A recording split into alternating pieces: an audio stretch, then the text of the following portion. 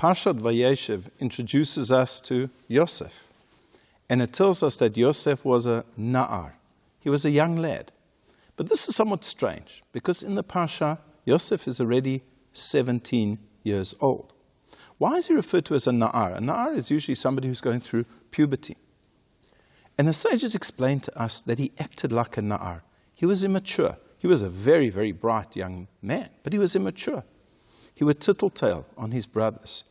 Anything that he saw wrong, he would go and he would tell his father. He had a lot of IQ, but he didn't have so much EQ. And even after being sold as a slave by his brothers to Egypt and in the house of Potiphar, where he was very, very popular, the Torah tells us that he was Yefei To'ar. He was very beautiful, he was very handsome. And Rashi points out that although he was in a terrible situation, he was a slave, but he was successful in the house of Potiphar, and he began to look at himself in the mirror and comb his hair nicely. He felt he was something special. Again, immature, somebody who would act like a teenager. But then, of course, there was the terrible endeavor, the terrible test with the wife of Potiphar, which he withstood, but he was thrown into a prison, and he was in that prison for 12 years. And after those 12 years, as we see in next week's Parsha, he had matured incredibly. He was a different person. Today we see adolescence and teenagehood as something which is a category that stands by itself. There are children, there are adults, there are teenagers. In Halakha and Jewish law, you don't really find this. There are ketanim, there are children, and there are gedolim, there are adults. When a boy reaches the age of 13 or a girl reaches the age of 12, they are in fact adults. They can make all of their decisions by themselves. But today we have something called adolescents and teenagers. And teenagers, as anybody would know who is the parent of a teenager, is a very complicated time. There's hormones, there's changes. They're very passionate. They eat a lot, they sleep a lot, and they can be very, very immature.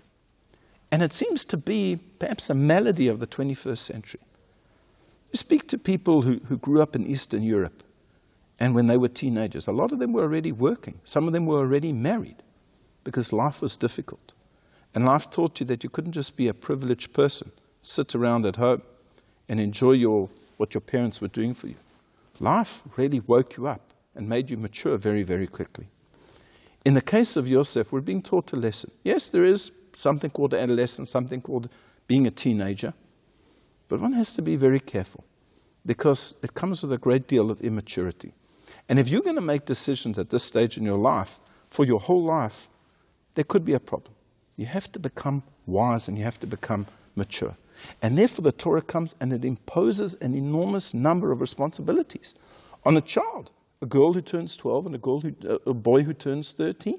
They have to keep all of the mitzvot of the Torah. There's a lot of responsibilities. Get up in the morning, go to davening, do these mitzvot, give charity.